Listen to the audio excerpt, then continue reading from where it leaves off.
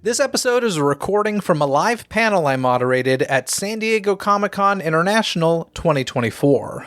I was honored to sit and chat with Disney illustrator Rick Law at the historic convention as we discussed his work on Disney VHS and DVD covers. This was among the very first panel of this year's convention, taking place at 10 a.m. on Thursday, July 25th in room 32AB. As part of the presentation, we did have a projection screen sharing images corresponding with what we were discussing. Even if you're not looking at the images, I believe you'll still enjoy this conversation, but if you would like to follow along, simply click on the first link in this episode's description for the slide presentation. I want to personally thank Rick for inviting me to moderate. It was an absolute joy, and the audience in attendance was full of fellow Disney nerds. It was an unforgettable day, and I wanted to share it with you DCTC listeners. Considering it was recorded in a live setting, not necessarily set up for audio recording, you'll surely notice that the audio quality isn't what you're typically used to on this podcast. I hope you can overlook that and enjoy my conversation with Rick Law live from San Diego Comic-Con International.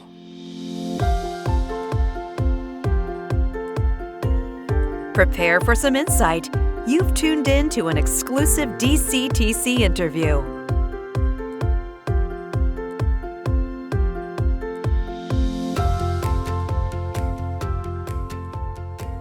I guess I should introduce myself. Hi, folks. I'm Jeff DePauli. I'm the host of Disney Coast to Coast podcast. This, of course, is Disney illustrator Rick Law here with me, who you're all here to see today.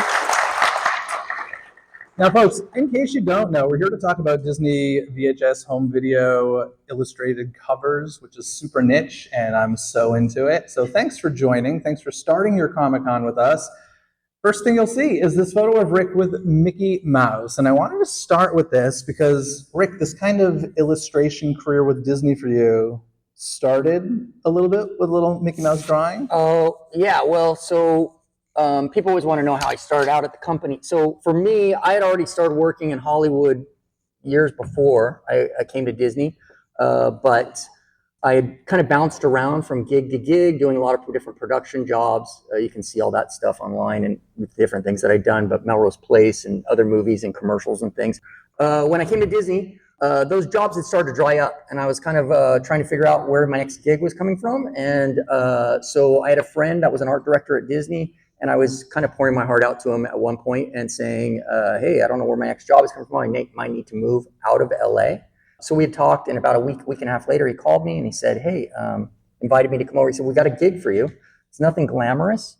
If you want it, it's yours. And I said, okay, what is it? And he said, it's working in the shipping room at Home Entertainment. And I said, okay, great. And at that time, before the internet, which is for the young people here, that was a long time ago, right? Before the internet. And so an email was still kind of brand new, so you couldn't just email stuff. So I started working there, and at that time, Home Entertainment serviced 70 different countries around the world, and they had about 6 or 7 VHS titles they would put out a month. So I would go and package up everything for them, and we'd send it out to all the different countries so they could change up the art or the title or whatever they needed. And so it was a lot of shipping that I was doing. And I was there for about a month and a half, and one day, just like in every office around the world, what ends up happening is when someone has a birthday, in the office, usually you put a card on the door and everybody goes and signs it. And so I went, not thinking, because I was still new there and I was kind of dumb, and drew a little Mickey head on it and wrote happy birthday and walked away. And a little while later, the place got really quiet, and the lead art director walked through, and she stopped in front of the card, and I just heard, who drew this? And everybody got really quiet. And I was like, oh no. Because I was thinking, well, maybe you're not supposed to draw Mickey, or only certain people are supposed to draw Mickey. I didn't know what was going to happen. Sacrilege. Yes. And so I was like, oh no. And then they all everybody pointed over to me. I remember there was this cubicles, and I was on the other side of the cubicles, and I just heard it from the other side of the cubicles, this going on. They're like, oh, Rick did it, kind of thing. So she walked around the cubicles, and the art director, Lisa George, and she walked up to me and she said, you drew this? And I said, yeah. And she said, you draw? And I said, yeah. And then she said, from now on, you work for me. And I said, wow. And so from that day on, I started working on covers. She tasked me with the other art directors and stuff, and we started doing that. And so that was kind of how it was Disney magic, I guess, happening.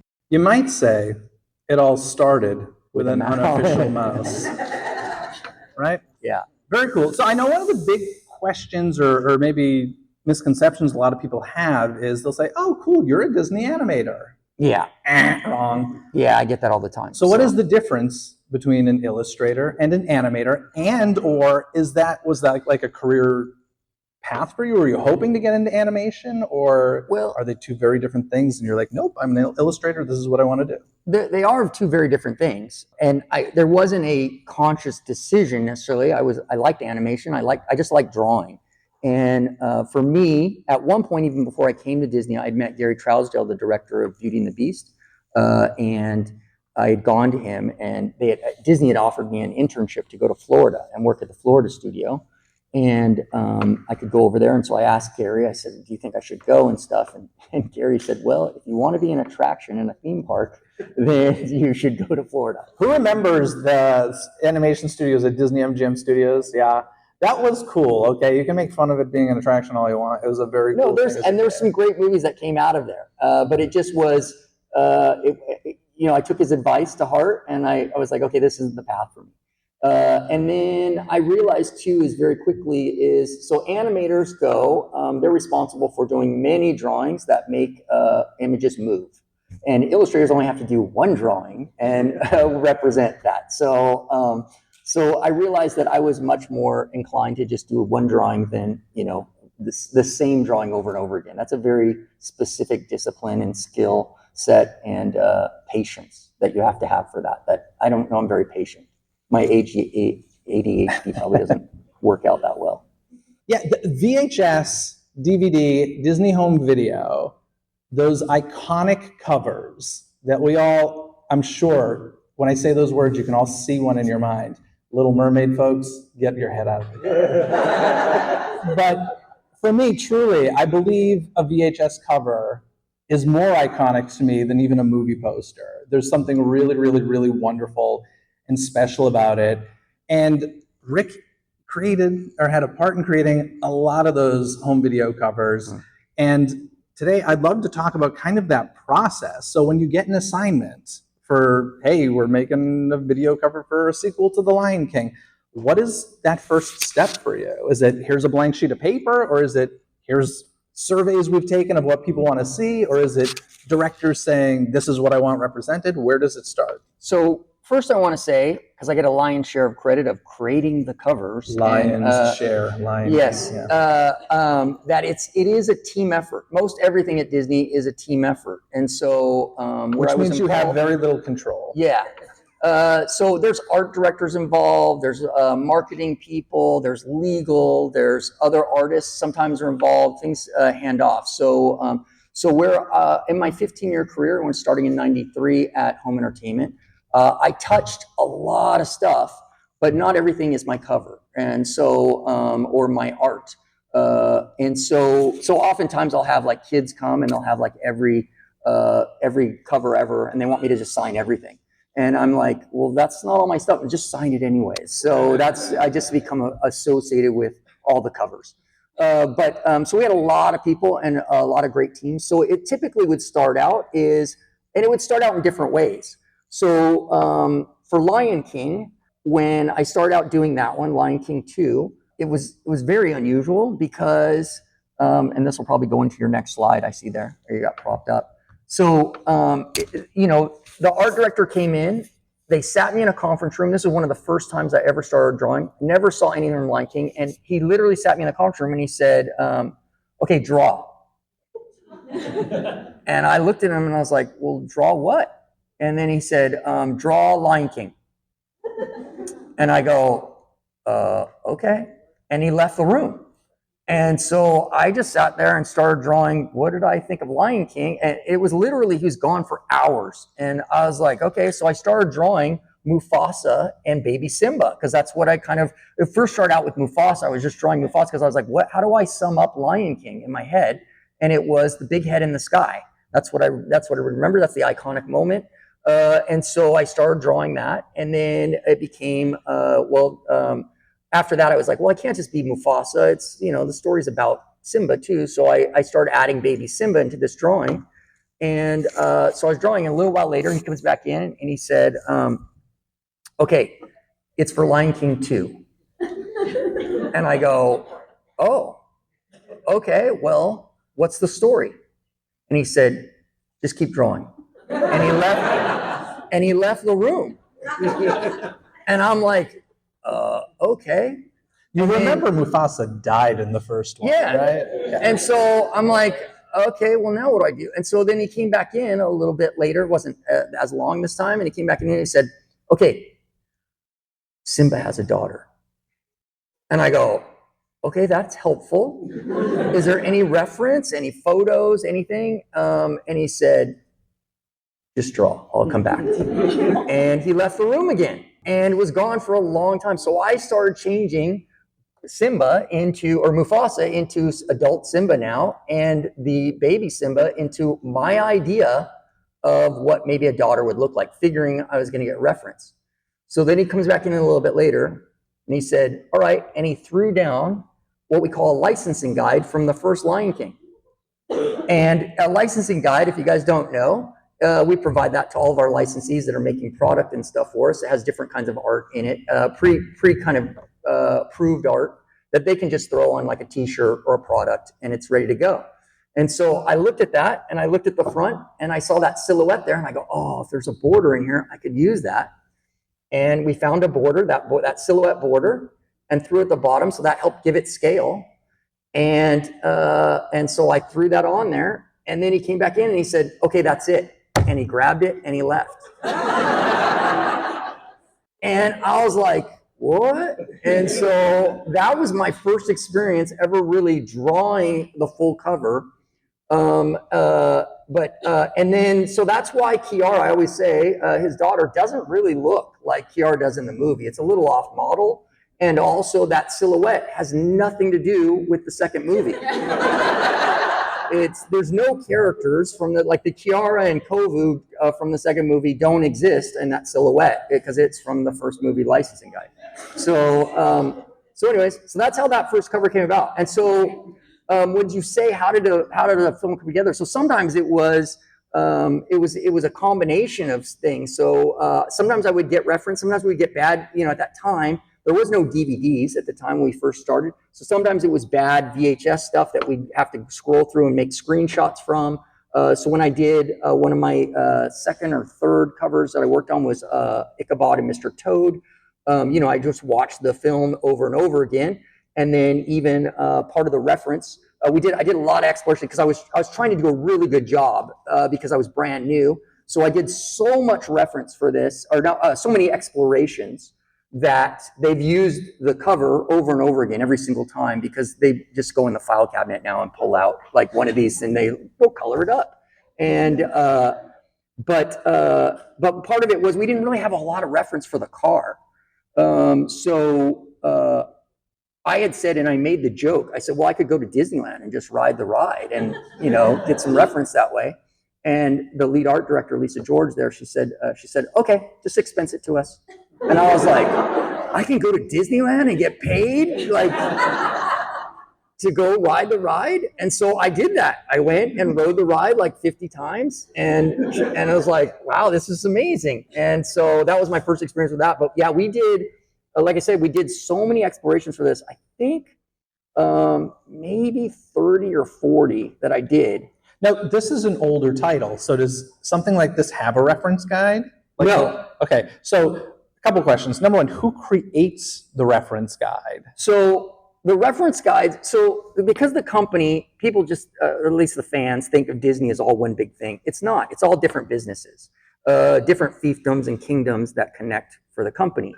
And everybody works hand in hand. But consumer products, which is making product guides and stuff for licensees to go out, they're typically the ones that make that. Everything's interpretive, comes down from animation. Once the film's done, that's the canon. And then we're all just interpreting that, whether it's for video, cover, or even the movie poster or anything. You're just kind of, or product. So they're creating the licensing guide. So there's no real reference guide. There's model sheets and stuff that were created for the animators that would be at the ARL. But at that time, I didn't even know the ARL really existed, let alone ARL is Animation Research Library. And let alone had access to it. Because when I came in, I was a contractor. So I was literally hired because, I was like in the shipping room, and now I'm like doing this stuff, and they were like, okay, and I think that was part of the deal with like Lion King, like the art director, because they didn't know what they could give me access to or not. So the art director, my buddy, who had brought me, I think his thing was he was leaving that room every time and going, can we give him this stuff? Like, can we actually show him stuff, or like what can he see or not see? So I think that was part of the whole thing of figuring out what they were going to allow me to see and stuff. So as years went by and I was there and did more and more and more, my access kind of grew and stuff. But that was kind of how it started out. But there is a secret to the Ichabod and Toad, like especially the first one that we did there. So I always tell people so like the exploration, I would go and design these, and I try to think them out when I did it. So you have him walking down the film strip. Oh, you're talking about the one on the far right? Yeah, on the far right. Yeah, you're walking down this film strip, which is like a sidewalk there, you can see. But for whatever reason, marketing illegal, by the time it turns to the final, you can see they flipped the film strip for whatever reason. And so now it looks like they're walking off a cliff.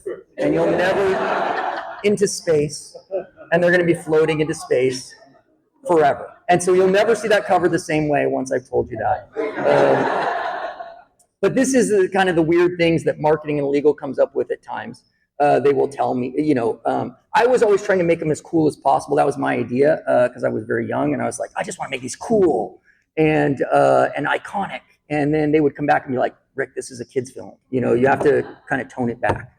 But again, so this is an example here with the both of them.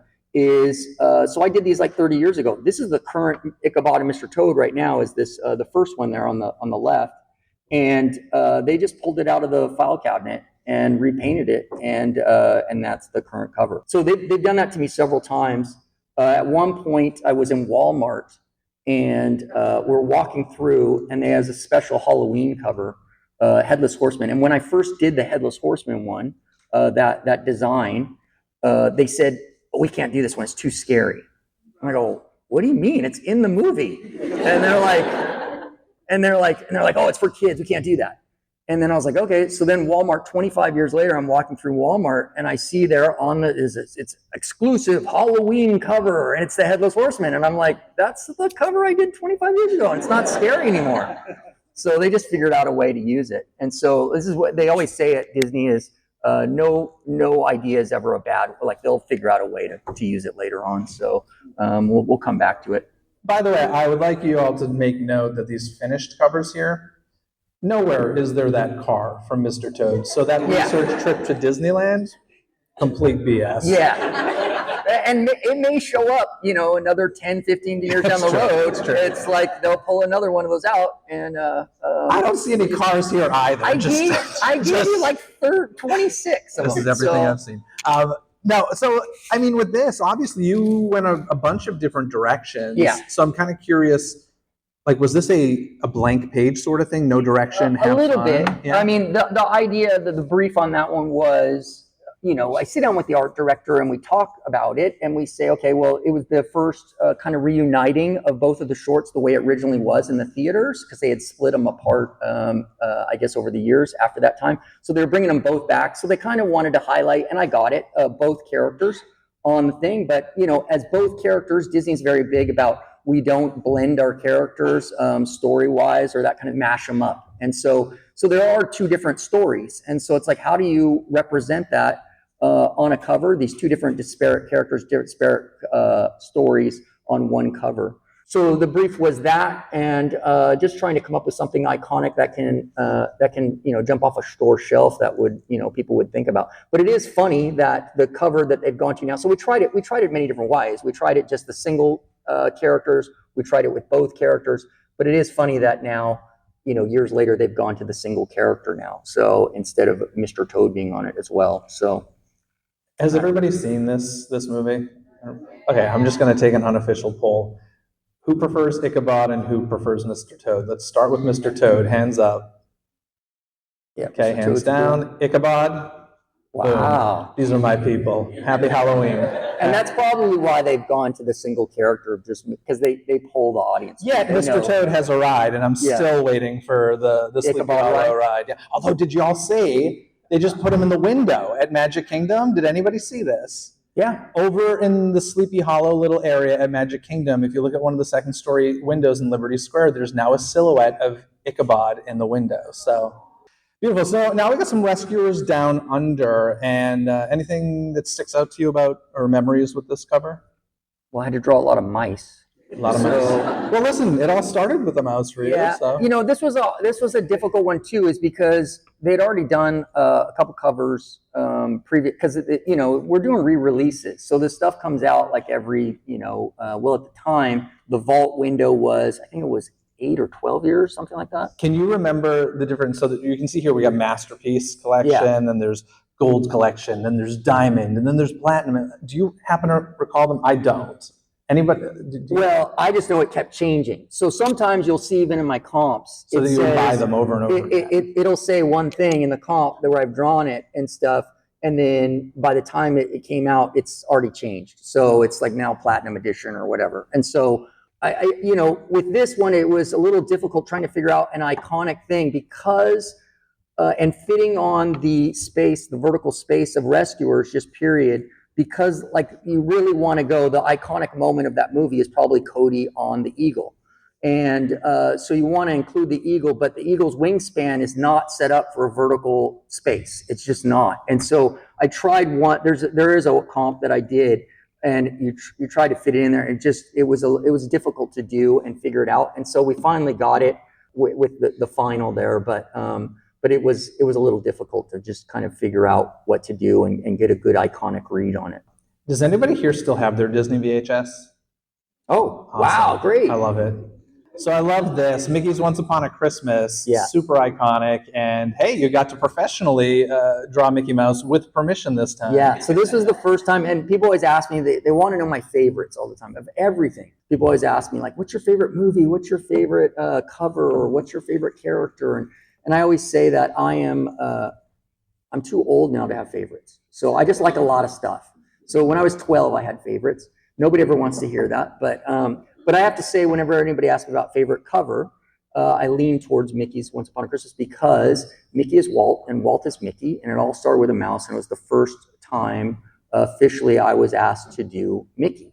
And that's kind of a big honor, I think, at the company. There's few Mickey artists or, you know, people that have been allowed to kind of, I mean, a lot of people get to play with them, but to be on that big of a platform.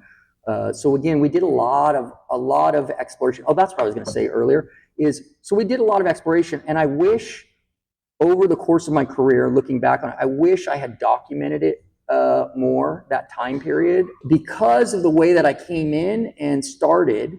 And when I first started, I didn't even know if I was allowed to make copies of stuff. And so the things that I still have that we show here in this presentation, or that we've shown before sometimes on social media, is usually it's stuff that wasn't used and that's why I have a copy of it, because everything else that was used is all Disney property and is gone, is in their files and all that kind of stuff. So I have really early stuff, or stuff that was just said, whatever, sometimes I'll have a copy of it or something like that. As we get later in the career, I have more stuff because I started documenting the process and stuff. But early on, I didn't have a lot. But we did a lot of, again, Mickey's was an earlier one as well, but we did a lot.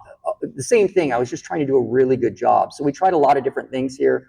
Also, I remember one of the ones I tried, because it's a very iconic, where all the characters are singing. You know, it's 3 different stories, that DVD. It's split up.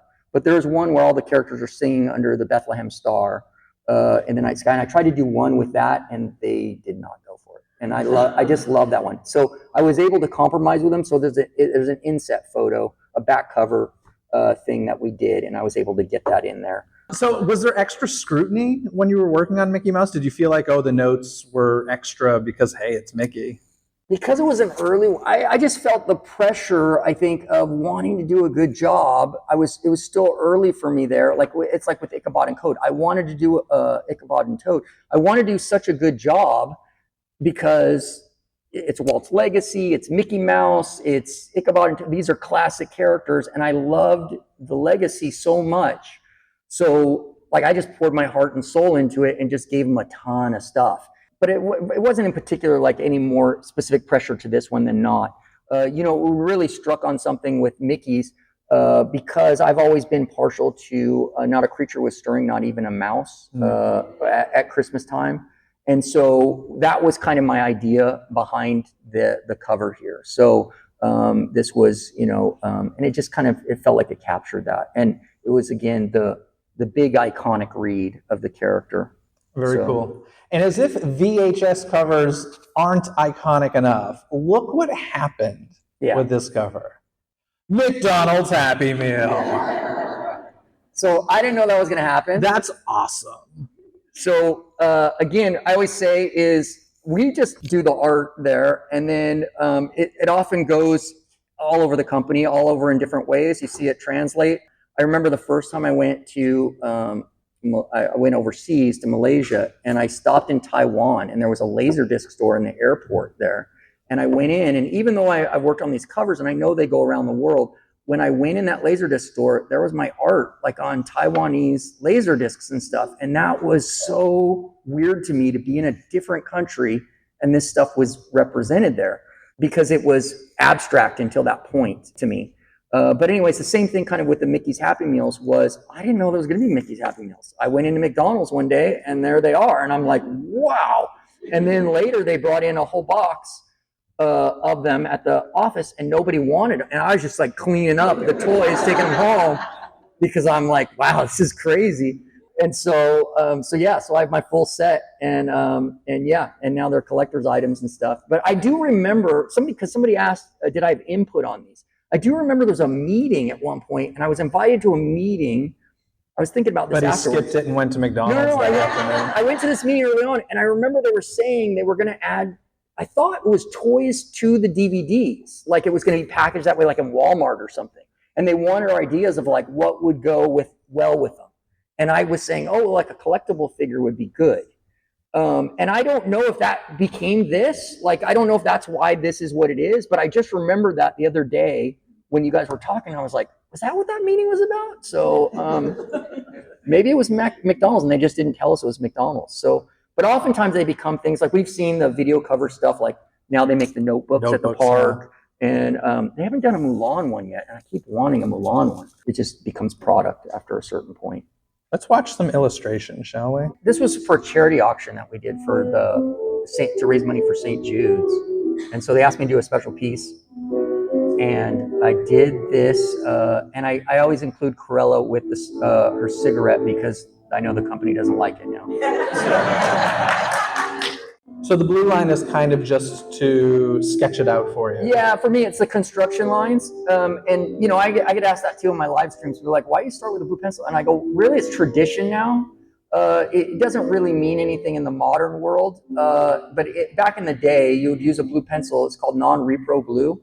Excellent. So right here we see 101 Dalmatians. A line drawing for 101 Dalmatians and then a finished product. We can see in the line drawing over to the right, we have Cruella, and then the finished one, she's in the middle. Is that like a note that you get early on in Fix, or is it kind of like a marketing sort of manipulation? Well, it can be both. So, you know, when I do the explorations or comps, usually we go through, they tack them up all in a presentation room, and they get circulated, because now they would send emails or whatever, but everybody would sit around and then they discuss what they want to see. Maybe we need to highlight Cruella more, so let's put her in the middle and stuff. Let's put the puppies around the bottom, kind of thing. So stuff gets tweaked. Sometimes it's more involved. So like we showed in the video the Power Rangers. So I worked on I didn't work on all those Power Rangers shown. That's a slide that was to show that I worked on some of them, and my covers are very distinct. When I worked on Power Rangers, I would always try to, like in every Power Rangers show, when Disney had it, there's explosions, right? That's what we know. That's what's iconic about the show. You see them fighting and there's an explosion at some point. So I always try and put fire and explosion in there. And the marketing and legal team would always come back and be like, we can't show fire. And I would do it every time, just trying to get it by. And I'm like, but this is what kids know and what they want. It's a kid's show. We can't show it on the cover. And so the way I got around that eventually is I would do like lightning or like these lighting effects on the front. So, and for some reason, lightning wasn't considered as dangerous as fire. So I was able to get lightning on the covers. But these are the little things that you have to do. You get notes and things that you get that are kind of weird sometimes. But and sometimes they don't even make sense. You're like, why is that? So as an example, Glenn Keane always tells a story when we were working on Little Mermaid. I'll tell. It's not my story, but it is his. But it relates to this. Is they were showing Little Mermaid. They originally designed her, and her clamshells didn't have a strap on the cartoon character. And they went into a meeting. Pasties. And so they went into the meeting, and Michael Eisner said, "Where's your strap? We need a strap. How are those things hanging on?" And everybody was like, "She's a cartoon character. Like it doesn't." And so Michael's like, "We need a strap." And so sometimes you get notes and things, and you're like, "Okay." And so they don't seem to.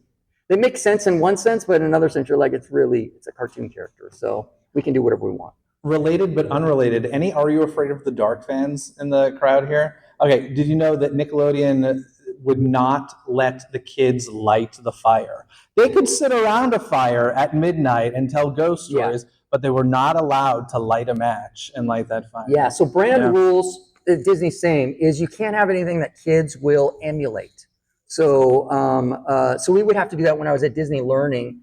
We often had to take out things that kids might be able to do. So even we were working with Huey, Dewey, and Louie and the Junior Woodchucks, and it was campfire stuff. And they were like supposed to like show how to light a fire and stuff. And so it was very complicated because we didn't want kids going and being unsafe. And because they'll go when their parents aren't around and be like, let's go and try and do this. And, but listen, you can disobey your father like Ariel does. Yes.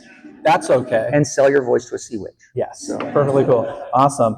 I love this. So this you recently discovered, and so you probably recognize it as a thumbnail for Mulan.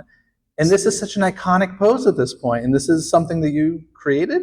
Yeah. So with Mulan, preparing for this panel, I've been saying for 30 years since we did it, everybody always asks me, do you have anything from Mulan? Do you have any sketches or anything left over? I said, no, I don't. I didn't, like, everything's there.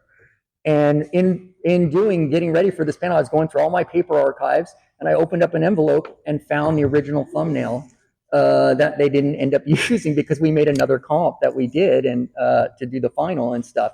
So this is the original thumbnail. And as I've always said when I tell people about this, is that if you saw the live action Mulan movie and their poster, they kind of emulated the video cover with the reflection and the sword and stuff. But I always said my original idea was to make it cool, like her, straight up and down was and she was looking more serious when I did my comp. And Marketing Legal once again came and said, we have to tilt the sword and we have to make her smiling.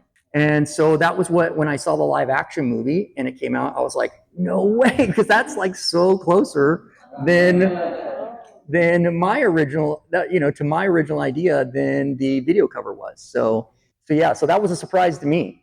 And in this slide, you can see it's in a bunch of different languages. Yeah. This is just a small sampling. But I know sometimes when you're working on covers for different countries, you have different rules, right? Like certain colors aren't okay. And so that's why we typically, when I first started there in the shipping room and I was sending out everything, is because like in like, I think it's one of the Saudi Arabia or Middle Eastern countries, like the color blue or purple, like they're not fond of it. So they will go and shift colors.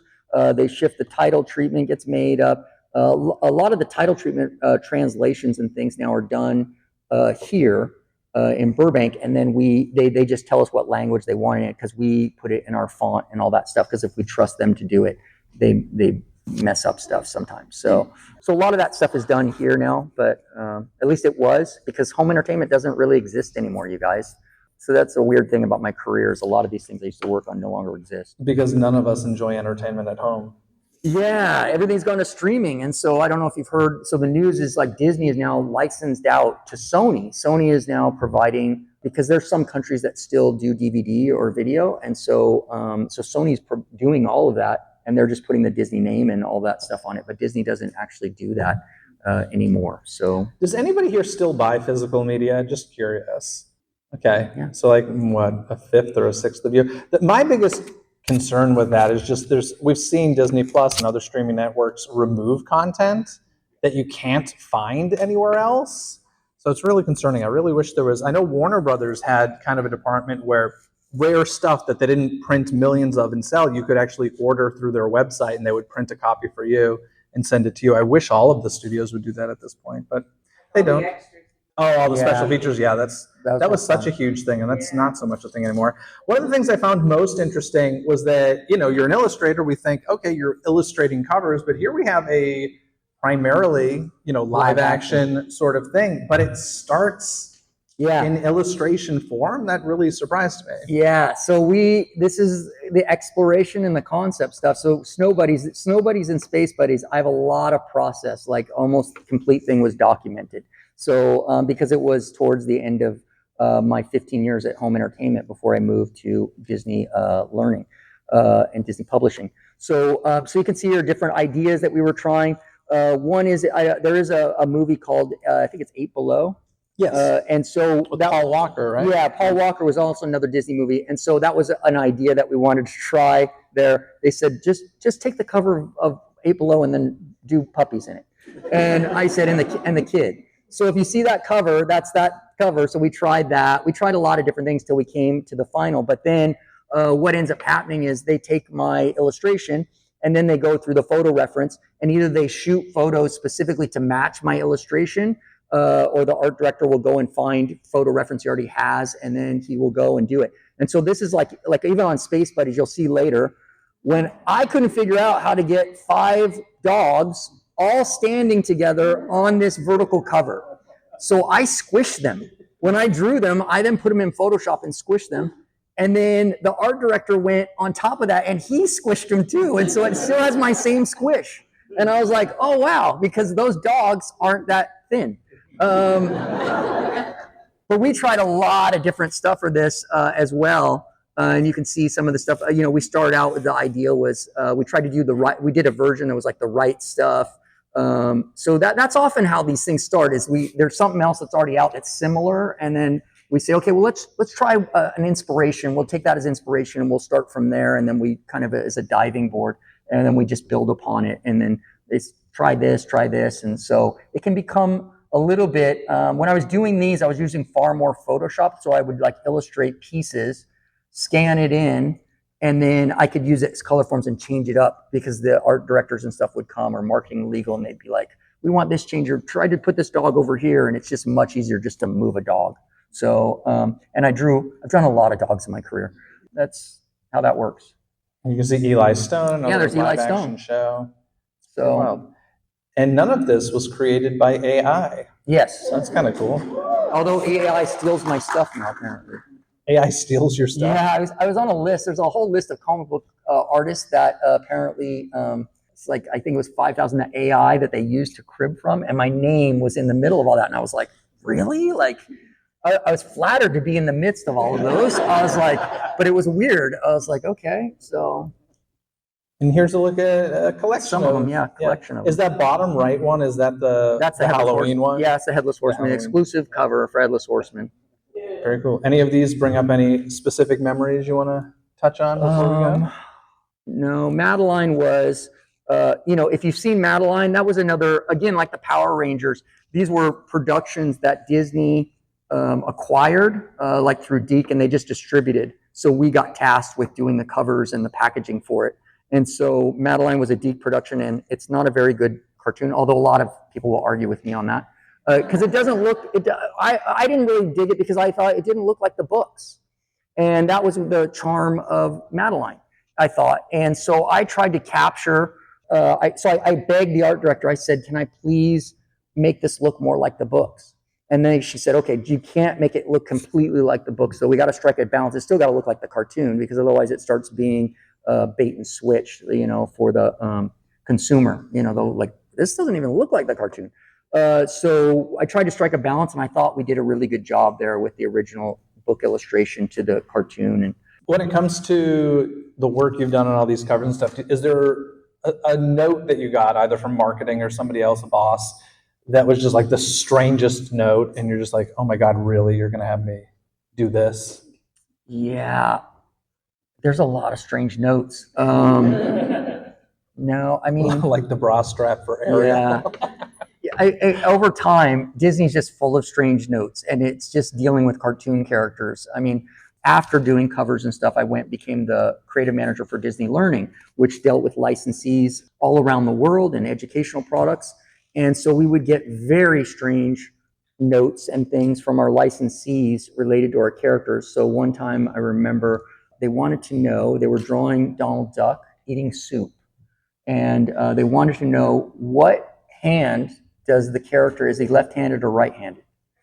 And so our reply Honestly, back, that is a kind of important question. well, For continuity. you would think that that this stuff is all locked down and thought of, and it's really not. And so some of this stuff, and so we just wrote back, he's ambidextrous.